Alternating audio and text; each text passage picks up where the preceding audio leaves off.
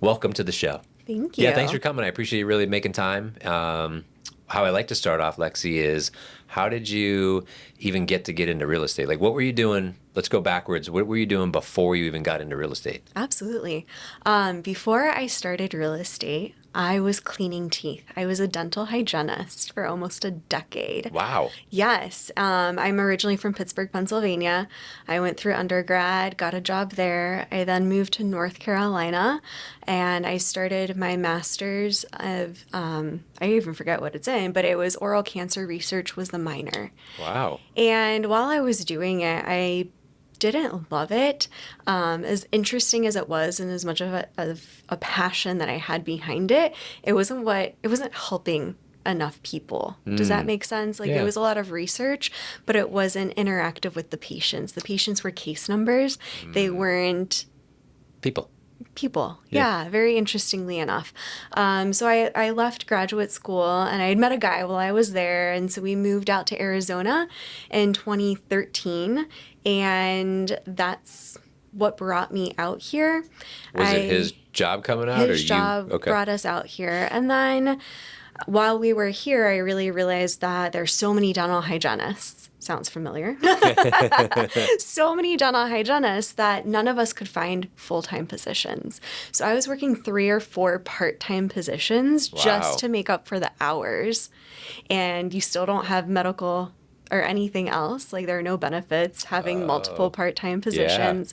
And you're kind of at the mercy of your patients. If they cancel, you don't get paid. Or they slim down your day so that your hours are all condensed so they don't have to pay you for 8 hours while you're there. Yep. And it just became this rat race. I lost my passion for showing up because I wasn't guaranteed to be able to do the thing I loved. And my best friend at the time was also a real estate agent. She had helped us buy our house here in Scottsdale. And she looked at me and said, I think you'd be really good at real estate. And I was like, you think so? I was like, I'm not really into sales. Like, I love taking care of people. She goes, I think you'd be really good at it. Worst case scenario, you go to school, you get your license, you do one deal, decide you hate it. That one deal paid for your school. True. Wash your hands, go back to hygiene. I was like, all right, Worth a shot. worth a shot. I had my license for about a year, didn't really do anything with it. And then within 1 week, I got 2 friends under contract. Quit, Nice. never looked back. Here we are 8 years How long later. ago? 8 years? Yes. Wow. 8 years ago, that's when that happened. And I mean, I absolutely love it still. It's exciting to be part of the transaction. And what I love that I learned from patient care is how to guide, how to teach, and still be there to support, right? There's a lot of this bedside manner that you can still bring into real estate.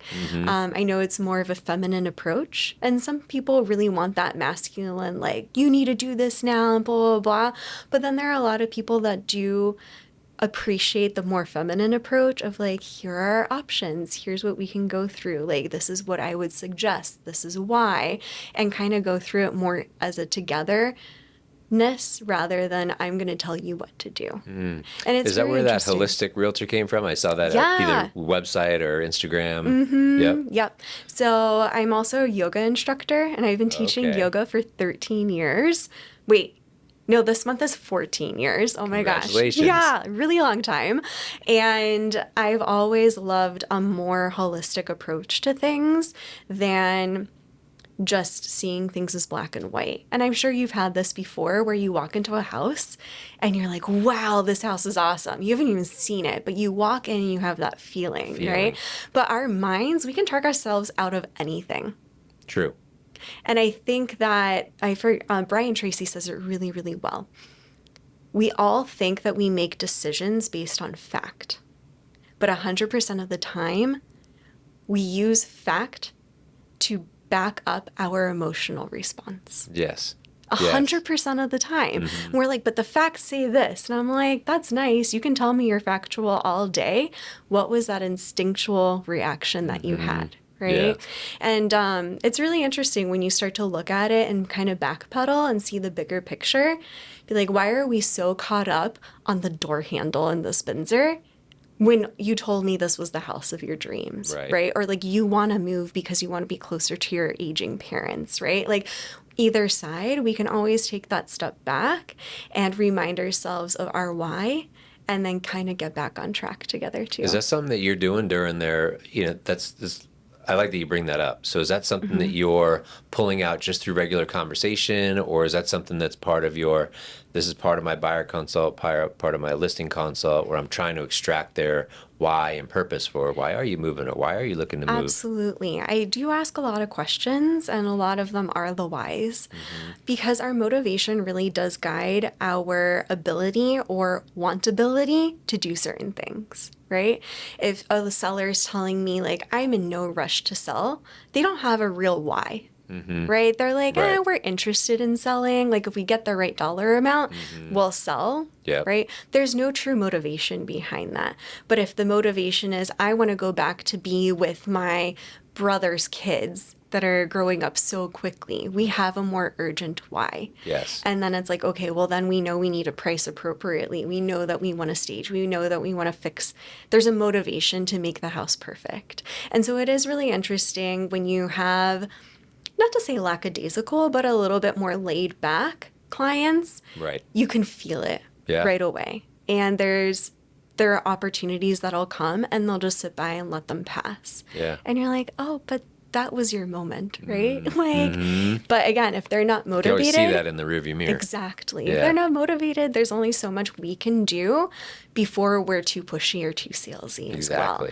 And that's the one thing I never want my clients to feel Mm-hmm. is I never want to be the reason that they're upset in 2 years that they bought that house. Absolutely. Mm-hmm. So is this something that you learned like over time during transactions, or did you get trained that, or did you bring it from the yoga and Yeah. your upbringing? I think that it definitely wasn't how I started. Definitely wasn't how I started real estate. I think over time, I started to see what it was that I could bring from what I do in my daily life into real estate. And I think that was the biggest shift for me and how I approach things. And then there's this flow to it now. It's no longer a forced issue. It evolved that way into this more like, hey, let's come together and create this partnership as opposed to me working for you or being hired by you. We're going through this together. And I think it creates a little bit more responsibility from their Yes. end too, right? It's not just all falling on me to have all the answers all the time, right? There's definitely a synergy of us working together to get to the finish line. And Is it's that how, really do you nice. connect with your yoga clients on that level too? I think so. Yeah. Because I could see, as you're saying that, I was like, it sounds like you're doing a private yoga session, right? Like, hey, we're doing this together and I can't do it for you. And, Right. Right? Yeah. Yeah. And we're all on our own journeys ultimately. And whether it's in your yoga practice or in your meditation practice or you're out for a run or figuring out if you want to keep doing gymnastics, right? We're all on our own journeys. We're all just trying to get there. Yeah. That's it. And so when we take away all those layers and all that forced way of looking at things of like, I have 30 days and I have to do this and blah, blah, blah. Like when we start to take away those layers, the pressure's off. Right. And now it's about, do I enjoy this? Do I want it? Is this going to get me my ultimate dream home or my happiness? And if the answer is no, we can step back and be like, okay, where did we make the left turn instead of a right turn? Right. And I think that's really cool. I like that. So when you started, so your girlfriend got suggested and coaxed you into coming. Yeah. You take the class, you start. Did you join her brokerage? Did you go on a team? How did you start? Yeah, we went off on a long tangent there. Sorry about that, Greg. Oh, no, we go back and forth and back and forth. When I first started, I didn't join her brokerage. I interviewed with them and I ended up not joining because I cared about her so much that I didn't want to be the new girl there that messed things up. I was like, let me go mess things up at a different brokerage. So I joined a different brokerage. I finally get this client that's like, all right, this is the house. We want to write an offer. And I call my mentor. He's in Positano. And I was like, you've got to be kidding me. It's like, you're not even in the country Oh, or my. even in like a remotely convenient time zone right now. And he goes, call this other agent. She'll help you. She did not help me. So then I call my girlfriend, and she is in the ER. She fell off her bike and broke her wrist. Oh, And she's no. like, I'm about to go and to get my x-ray. Like, I can't talk to you right now. Call my partner at the brokerage. So I called him, and he helped me through those first 2 deals because I didn't know how to write a contract. Yeah. I mean, it's so stupid. We go to school for all this stuff and we don't even know how to write a contract. It's so dumb. It is so dumb. I'm like, why don't we focus on that stuff? They need the street smarts. Yeah, And that happens in mortgages too. They don't teach us all that consumer facing stuff that you need to do. It's all I'm the like, rules and regulations. Yeah, the rules and regs, and they're so important to know. I don't think that they're not important to know, but I think some of the this is important. and this And I need to know how to write a contract. that would be really nice, huh? So he helped me through those first 2, and then he just looked at me and he was like, if I'm going to be helping you, you need to come over here. So I did join a team. It was just the 2 of us on the team. My girlfriend subsequently moved to California. So she was in San Diego now. So she wasn't here. And I joined the team, and about a year I was outperforming my team lead. Wow. So I broke off from the team and started going on my own. And that's kind of where I've been ever since. Now, what do you attribute the fact that you surpassed the team lead so quickly? I think it's my personality. I do. I think that a lot of people feel very comfortable working with me, and they know that I'm not going to speak down to them, that this is more of a guided relationship as opposed to like, you need to buy this house this weekend, right? And no high pressure. No high pressure, right? Yeah. And if something is it, like, trust me, I'm pulling out all the stops. I'm a go-getter, and I'll still make sure it gets done, but I'm not going to be the one that's like, you have to buy this, or this is the worst decision in your life, right? If you don't. Yeah. That doesn't but guiding feel them to good. make their informed decision. Exactly. Yeah. And so I think that patient care background did complement me in real estate a lot when I got started. For Say sure. some of the best people I've hired have been in some sort of service industry, waitress, front desk, personal trainers, working Orange Theory. Like, they're in with so many people that you're in that environment of customer care. Yeah. And I think it's fun. I think it's fun to meet people.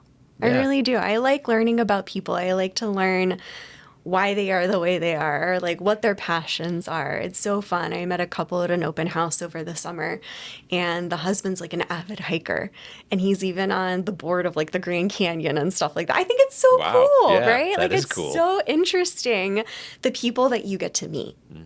And so many of us take it for granted. Yeah. Like, we're just like, oh, we're here for the grind and the hustle. And I'm like, but look at the super cool person you get to know. Right. Like, they're Yeah. more interesting to me Yeah. than my bottom line. I love taking don't know. people's application. At first, when people get sent to us, you get their emails. And so I always look at their emails. Like, I had one today, it was fit for life. Oh, cool. And I was like, oh, that must be someone who's into fitness or a trainer or something, right? So I'm like looking forward to that phone call. Yeah. And then when we were talking to them, I'm like, well, what do you do for a living? Like, we get that. What do you do for a living? What'd you do in the past? And so it's fun. Yeah, that's so cool. And I guess it's the same for you guys too. I never really think about it from a lender's point of view, because we're like, here are our friends, here are our people, right? Yeah. And then you get to create that relationship with them as well. And I think that's what makes the whole experience so much different than Right. like working with a Rocket Mortgage where you're just a number. Does Yeah, that make sense? That's so true. I think that there are so many people who run a business where there's no person. Very transactional. Yeah. It's like ones and zeros. Yeah. So when those first transactions, right, were those all from, people that you were like beating through yoga or Sphere or? Yeah.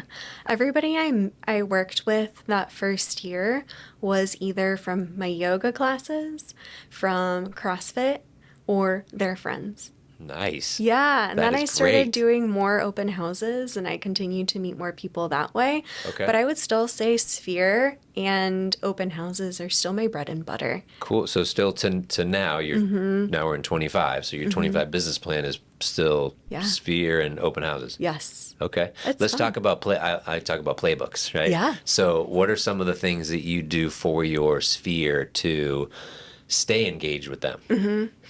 Well, a lot of them are really easy because they are good friends, Mm-hmm. which makes it fun. It's Yeah. like, hey, let's go grab a glass of wine, or let's go for coffee, or let's go take yoga together, things like that.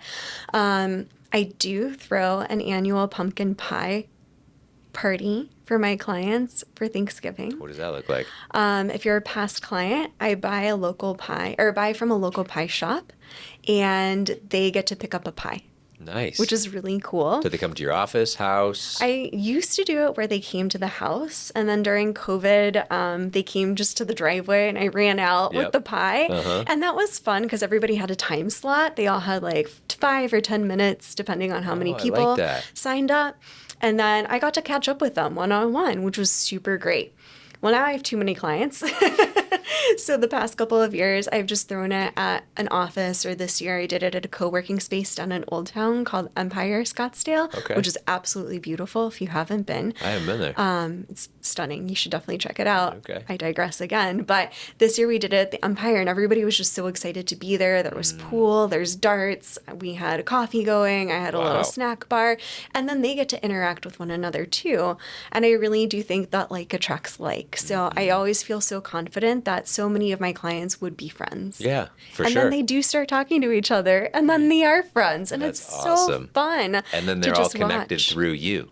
So then they always remember that they know each other through you as well. It's so cool. Yeah. It is literally so cool to watch. Sometimes I wish I could just like be the fly on the wall watching it all happen. And yeah, it's really neat to see And that. I like the fact that you do the local. So we've done the pie, but we do it. You know, I do the Costco pie and come to the office and that. But I like the local pie shop. One Yeah. year, and my daughter brought it up. She's like, "Oh, are these the pies from your girl?"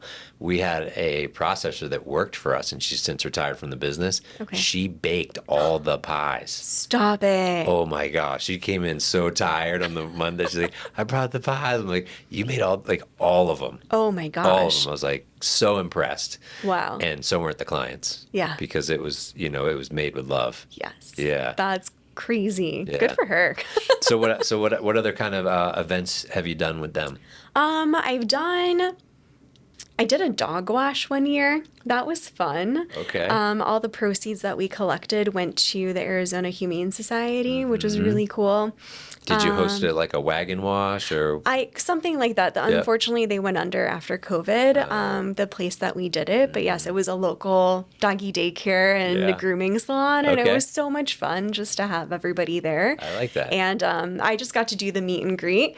And my clients are the ones that went in the back and they were washing dogs while my I was gosh. like greeting everybody. The I was dog like, people "You will gotta do be that kind kidding." of stuff I because know. they're dog people. Yeah. Yeah, and it was so fun to just have that day. I think that was the other like really big one. I've done a couple community yoga events where I invite people, and I think this year I went to dance class last night, and I was thinking about it. I was like, maybe in March I'll host Okay. like a dance class for my clients, and if I they want like to it. come, they can, and if they don't want to dance, that's okay. That's awesome. Well, you put it out there, and if they come, they come. I always say the power's in the invite. So even if you invite them all, and a certain percentage show up, 25%, there's Sure. still the other 75 that got invited that knew Exactly. you cared enough to send the invite to whatever you were putting on. Yeah. Right. And then they see it. They're like, "Oh, I see she's doing another event." And even if they wanted to go but couldn't go, they again knew that they were cared for and just couldn't go. Right. Right. Yeah. So it is fun. It's fun to do different things. And again, so often I'll just like go to dinner or grab lunch with people. Yeah. And it's a great way to get to connect on a level that's not just real estate. Yeah, it's like I always say, like, stay top of mind, but I don't want it to come off like you're just checking the box, right? You want to stay top of mind because you're still in a deep relationship with them. Correct. And the only way that happens is with time, Yeah. and time spent together. And just like it sounds like you do, like very intentional, focused time. Asking them detailed questions to catch up with them and hang out with them. And then again, when you connect them with the other people, they're telling stories to them as well that you're Yeah. then getting, again, deeper connection with them. So I like the business model. Thank you. Yeah. Other than the dance, so what was the style of dance that you went to? It's a little bit of everything. It's a little hip hoppy. It's a little shake your booty. Okay. Believe it or not, one of my Zillow leads took me to that class in Okay. 2019. And she and I bonded because we were going there. And Yeah. like, yes, she bought the house. And yes, we're still friends. And yes, there's a group of us that, yes, I've sold them all houses and we're all going skiing at the end of the month, right? So it's Awesome. like, when it's hard to quantify some of that stuff, but she invited me to that class and I've been going ever since. That's It's phenomenal. so much fun. Does she still go? Like, was she She there? still goes. She wasn't there last night. Okay. We go on and off, but then it's like I Yeah. invite my friends to go, and Right. yeah, I feel like I don't. When we're under contract, yes, like the real estate hat is on, but otherwise those lines are kind of blurred. I was like gonna say your work and play are kind of the same thing. they really are. But you're very intentional and purposeful to bring your work to be the play, right? To just Exactly. be part of your, like, that your life is just interwoven into one thing. I was thinking about it even this morning in my meditation that as much as I want to hit my goals, I want to enjoy the process, Yeah. right? And you can do both. And you can. And like I have a really, really big goal for this year because why Put it not? out there. What is it? 1 million All in right. gross commission. Yeah. Okay. I'm like, I want to hit 1 million. I've never done it before. I think What's it the would be most you've ever so done? much fun. What is the most? I think just shy of 400. Okay. Yeah, in 2021. So I'm like, this is a huge change for me. And I think that this would be fun. And that's what I want it to be. I want it to be fun. And I want it to be enjoyable. I want it to be playful. And I think that when we're in our flow, we continue to attract. And that's the best Yeah. part of it, right? So like if we're having fun with our clients, and sure, there will be hiccups along the way. There always are, right? Somebody forgot to sign it, or the appraiser came out and like used a comp from 7 miles away. And you're like, seriously? Like that's what you comped us for? Like that makes no sense. I've had a couple of those this past year where I'm like, okay. Where'd you get that from? Yeah, I'm like, not even the same neighborhood, but cool. There's plenty of others you could use a little closer. Exactly. And then they're like, I'm not changing my numbers. And I'm like, okay. They do have a hard time changing their numbers. They do. But it's, what was it? There always are hiccups, right? But there's always a way to find the solution and solve the problem. And that's where we get to have fun and celebrate and be creative about it too, right? Like so many people are like, this is the only way. And it's not always the only way. We always have so many options. I like that. Yeah, the girl that got me into real estate, she's the one that told me that we get paid in proportion to the problems that we solve. That is such a true statement. Yes. Find a problem, fix a problem. Yep. So with this big goal, and Yes. that's almost double the top you've done, what's some of the things that so is it just more open houses in Sphere, or is there something else? Have you read the book 10x is better than 2x? I have. Okay, so Dan you know what Sullivan. I'm going to say. 2x is doing more. 10x is reinventing, right? And so I spent a lot of the last part of last year reinventing how I want my business to look like, because I can only take so many need and ease. There are only so many hours in the day, right?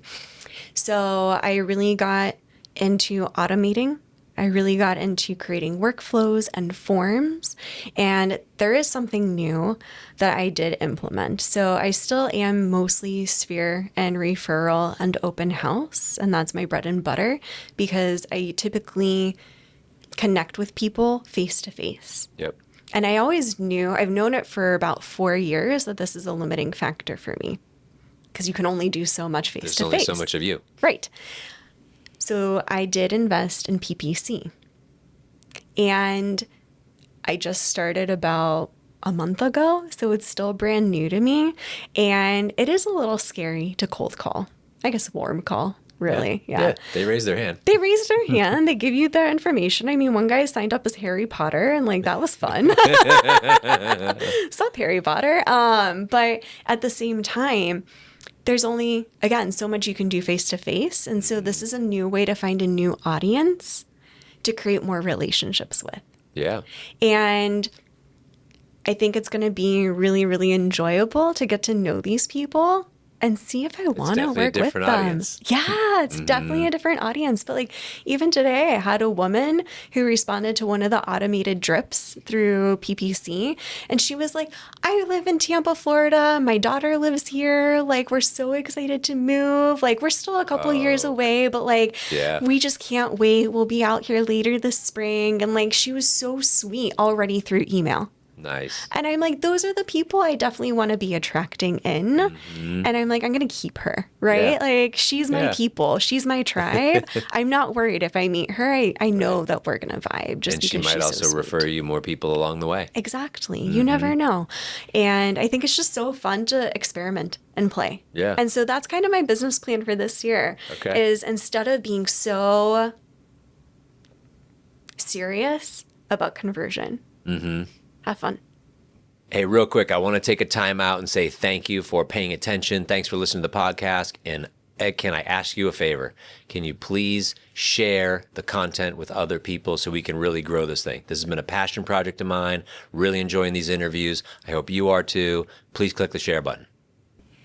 Well, and I tell you, the game with the PPCs is also how to, like, they say speed to lead, but it's speed to need. Like, how can I get quick in a relationship to figure out what they need so I Yeah. can find their problem to solve their problem, right? Are you doing anything with video in your workflows for those leads when they come in, or are you I pointing them towards your Instagram so they can kind of get to know you a little bit? Yeah, so I'm working with a couple of different companies in addition to just running PPC. And so part of that is video. So there are videos that they can get to know me a little bit more, have some of those initial questions answered. And those are all automated drips already, which is really cool. I do less video for stuff. However, when I have a listing, I do really, really great videos for those. And I really enjoy those videos because they're not just marketing the listing, they're marketing my ability as a listing agent. Yes. So it's I like that. almost, I always tell other agents when they're doing open houses, I'm like, this is your listing appointment. That neighbor's going to walk into this house and see if you're good or bad. Yep. And if you knock their socks off, guess who they're calling when they're listing in 6 months? Right. They're calling you. Yes. Doesn't matter if you sell it in a day or not, as long as you're polished and awesome and you create that connection, that open house was your listing appointment. Yes. Okay, let's talk about the open house playbook. Yeah. So what does the open house look like? It's a party. I could have guessed. I always love to play really fun music. I had a really beautiful listing. Actually, when I met you at the CE class that you held, I was negotiating for this listing that I'm about to tell you about. It's a very beautiful Spanish style, super close with the renovators of the home. And so when I would do open houses, I played Spanish guitar music. Smart. And people loved it. So many guests came in. They're like, they would comment on how the music matched the home. How fun is that? Like nice. for people to even notice that. So I, as much as I think it's a party, I try to match the aesthetic of the home. Like I had a Paradise Valley property that was beautiful, and I would play Frank Sinatra because it had that elegance, That was that the vibe and charm, the that feel. that feel Yeah. for that property.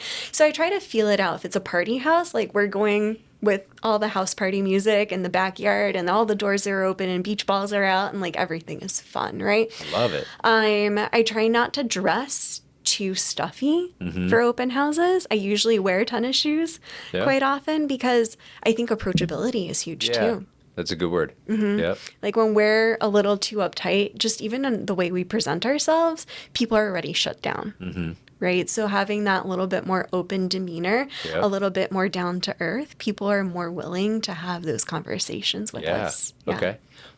Food, snacks, drinks. In the summer, I try to do like cold San Pellegrino or water, Okay. but I've gotten away from food. Nobody ever eats anything. Yeah, I've noticed that. Yeah. We've done stuff where we've bought like the charcuterie cups. They're like really nice stuff, and man, people don't They don't take it. them. They don't grab them. Nope. It's just So yeah. I stopped doing food. I think maybe my third open house.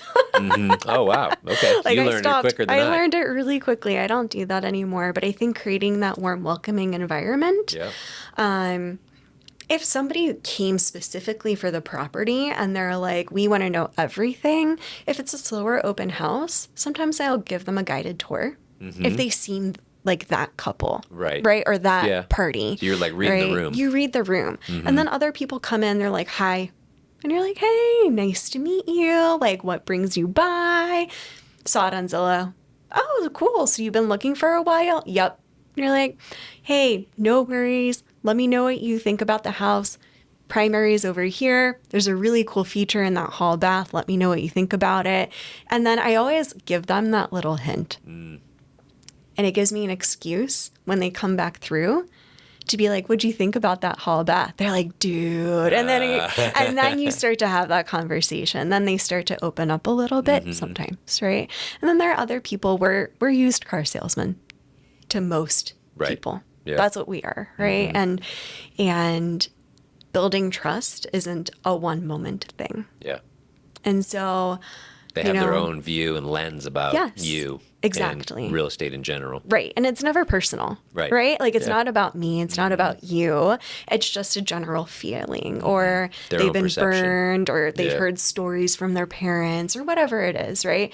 And I think the less personal we take things, the more we're going to have that fun conversation later. Absolutely. Yeah. So let's talk about follow up afterwards. Yeah. So let's say they did sign in, or you somehow got their information. How do they go in a CRM? Is there a call? Is there a video? Is there a text? What does that follow up look like? And I know it can be independent depending on, like you said, the personality and the relationship that was built there. But in generic, what does it look like? Generally speaking, I actually put them through a workflow in Flowdesk, which is really cool. And I send them like a little drip. It lasts about 3 weeks. And it consists of about 4 or 5 emails where it's like, hey, it was great to meet you. And then I give them little tidbits about me. But my marketing is really cheeky and cute. So, like, it's never super serious. It's different. Yeah. So my very last email that goes out in that workflow is like, hey, I get it. You haven't reached back out. And this is weird, for sure, right? Like, I literally talk about the elephant in the room. I'm like, real estate to me, creating this relationship is almost like dating, right? We're going to be working together. We're going to be texting each other, calling each other, emailing each other all day, every day for about 45 to 60 days, depending on how long this lasts. If you don't like me, you're not going to want to talk to me that much, and that's okay. Like, that's fine. Smart. No worries. But if you do like me, let me know, right? And like, let's have that conversation to get things started. And it's fun, right? There's this levity and there's truth to it. And I think so often we're so afraid to confront the elephant in the room. Hey, this is weird. I'm a stranger. You're a stranger. I don't know what you do. Yeah. Like, okay. Does your Flowdesk, does that give you the stats for the replies to each of the email? Meaning, hey, none reply to the first one, a bunch reply to the last one. Yeah. Like, does it give you that? Do you have more replies to that last email? Typically by then, the breakup email. Typically by then they've made their decision. Okay. Yeah. So I actually have fewer replies to that. It's usually that first or second email. Yeah. Okay. Yeah. All right. Where they're making their decision pretty quickly. Is there any part of it that's text or video? No. Okay. Sometimes I text. I shouldn't say that, but those are the people that I already connected with in person. And I've had it before where I've been at my open house. These people are treating it like a listing appointment, and they ask me to be their agent while they're in that open house. And so I know a lot of agents say like open houses don't work, or I don't get enough conversion. And I'm like, not all of us are those people. Right. But it does work. I've seen it be successful for a lot of people. I've also seen it not successful, and there's certain things I think that go into that. Yeah. So let's talk about like promoting the actual open house. Do you do anything in sorts of like flyers to the neighborhood, door knock in the neighborhood, phone calls to other top agents that work that market? Like, what's that plan look like? So it depends on if it's my listing or not. If it's my listing, they're getting everything. I want to hear the everything package. The everything package. They get a postcard. They get a door knocker. I actually have little door knockers, and I'm inviting them to the open house. And if I know that there's going to be a lot of traffic just based on activity already, I sometimes will even bring a crumble cookie and be like, I apologize if there's any traffic over the weekend, like, please bear with us, right? Wow. And just like as a nicety, I did that, especially in 21, I did that a lot because things were bananas, right? Yeah. Like, and especially on some of those smaller streets, I know how congested it can be and yeah. how annoying as a neighbor that must be, right? Yeah. And so that was a huge thing, especially in 21.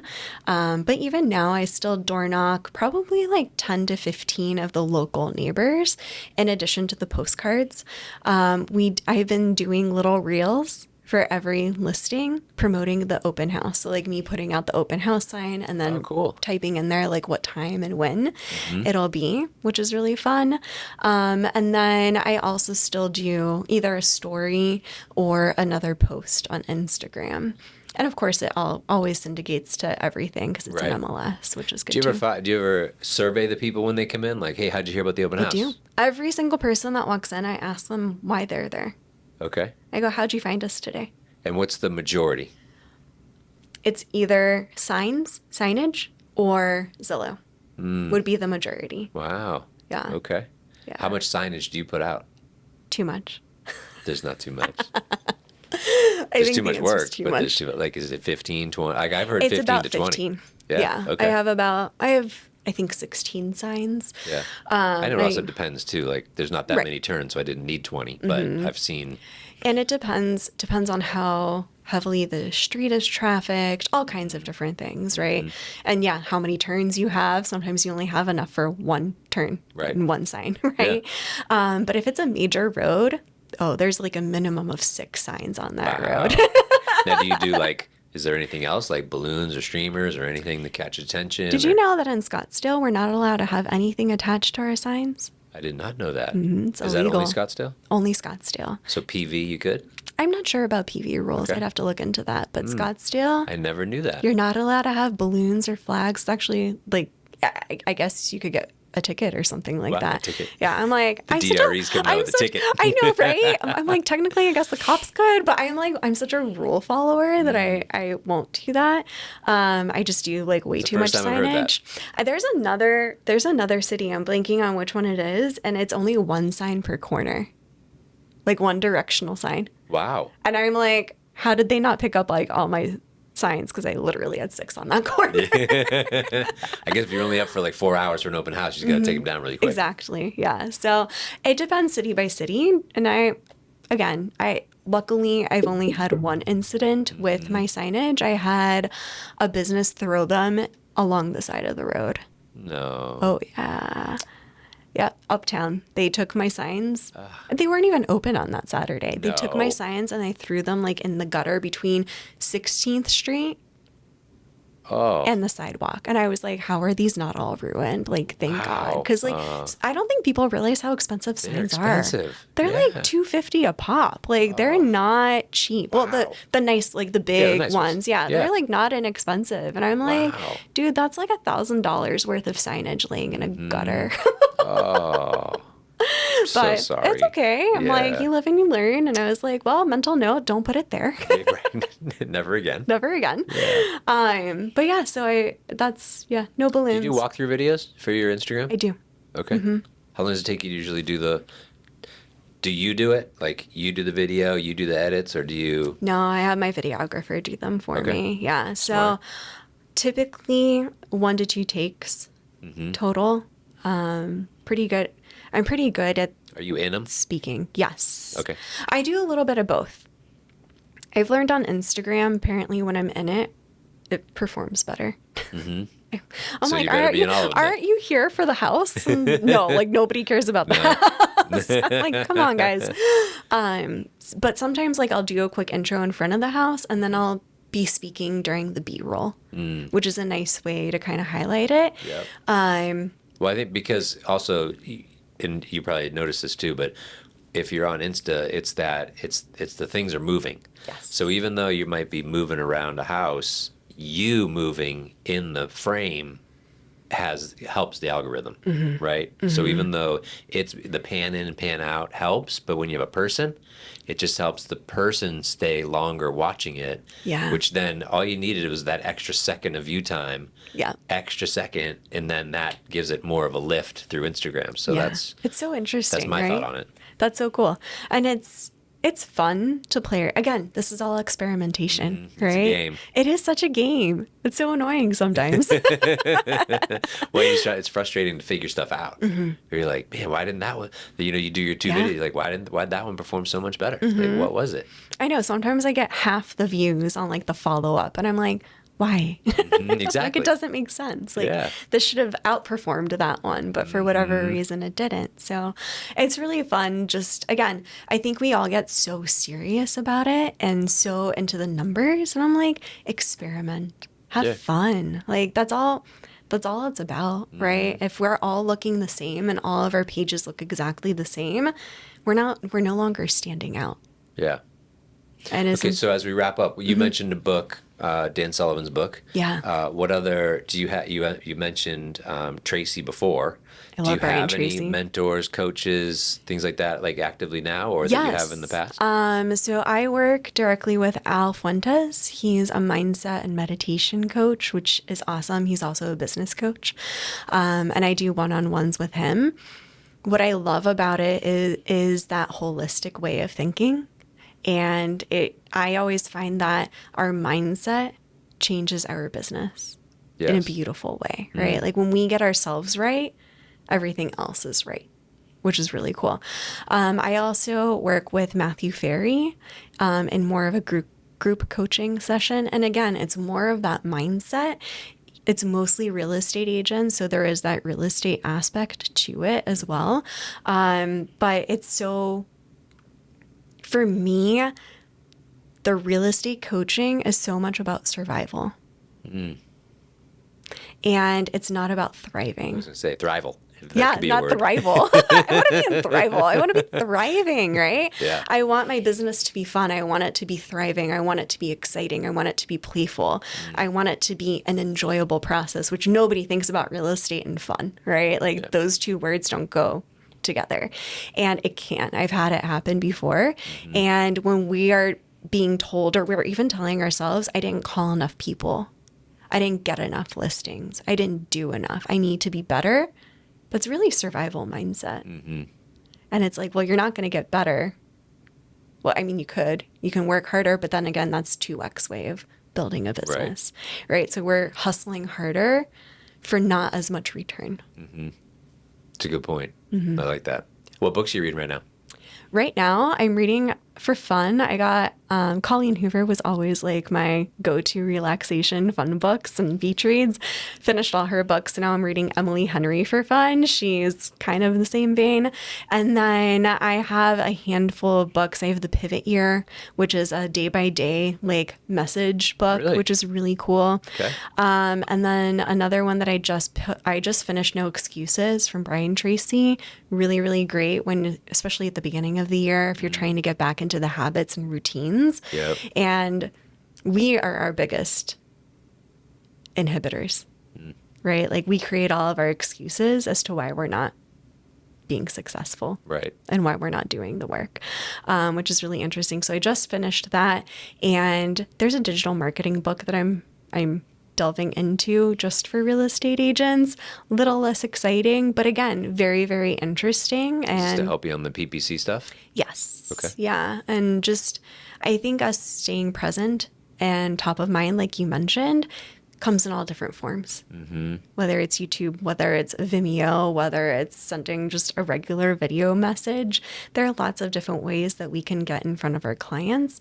That the more different ways that we know of how things are done, the more we can find the ones that are in alignment with who we are as people. I just love how you've built your business by design. Thank you. Yeah, like it's and that it's all intertwined. Like I don't see the line between personal and business. So everything's kind of commingled together as life. Yeah.